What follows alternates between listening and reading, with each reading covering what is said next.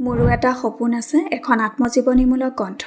ইয়াত সন্নিৱিষ্ট হৈছে কঠোৰ সংগ্ৰামেৰে পাৰ কৰা ডক্টৰ মাউতৰ শৈশৱ, কৈশোৰ তথা জীৱনৰ ঘাত প্ৰতিঘাত। আমেৰিকাত কৰা বৈজ্ঞানিক উদ্ভাৱন আৰু শস্যাগত বৃদ্ধিৰ সৈতে সম্পৰ্কিত এক সংবেদনশীল কাহিনী। গ্ৰন্থখন মূলতঃ 4টা খণ্ডত বিভক্ত কৰিছে, য'ত আছে প্ৰথম খণ্ড শৈশৱ। লেখকে সেই সময়ছোৱাত সন্মুখীন হোৱা বিভিন্ন সংঘাতৰ বিষয়ে লিখিছে। পঢ়া টেবুলখনৰ বৰ্ণনাৰে আৰম্ভ কৰি প্ৰাথমিক স্কুলৰ পৰা মেট্ৰিক পাছ কৰালৈকে সকলো সন্নিৱিষ্ট কৰিছে। দ্বিতীয়টো খণ্ড সংঘাতত উচ্চতৰ মাধ্যমিকৰ শিক্ষা গ্ৰহণৰ পৰা আৰম্ভ কৰি টাটা মৌলিক গৱেষণা প্ৰতিষ্ঠানত বিজ্ঞানী হিচাপে যোগদান কৰা সময়লৈকে কৰি যোৱা বিভিন্ন সংগ্ৰামৰ মাজেৰে আগবাঢ়ি যোৱা সময়খিনি বৰ্ণনা কৰিছে।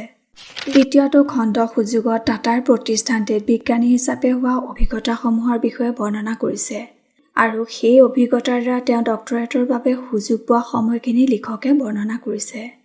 চতুৰ্থটো খণ্ডত লিখকে আমেৰিকাৰ মাছাচুচেট বিশ্ববিদ্যালয়ত গৱেষণা কৰি থকা সময়তে দেউতাকৰ পাৰ্কিনছনৰ ৰোগত আক্ৰান্ত হোৱাৰ সময়খিনিৰ বিষয়ে বৰ্ণনা কৰিছে। ইতিমধ্যে পাঠক সমাজত এই গ্ৰন্থখন সকলোৰে প্ৰিয় হৈ পৰিছে। বিশেষকৈ ছাত্ৰ-ছাত্ৰীসকলৰ বাবে এই গ্ৰন্থখন অতিকৈ প্ৰেৰণাদায়ক, যাৰ জৰিয়তে অনুভৱ কৰিব পাৰি যে শিক্ষাৰ ক্ষেত্ৰত দৰিদ্ৰতা কেতিয়াও বাধা হ'ব নোৱাৰে। নিজৰ লক্ষ্যত উপনীত হ'বলৈ প্ৰয়োজন মাথো নিজৰ একাগ্ৰতা, সততা আৰু কৰ্মনিষ্ঠা আৰু কঠোৰ পৰিশ্ৰমৰ।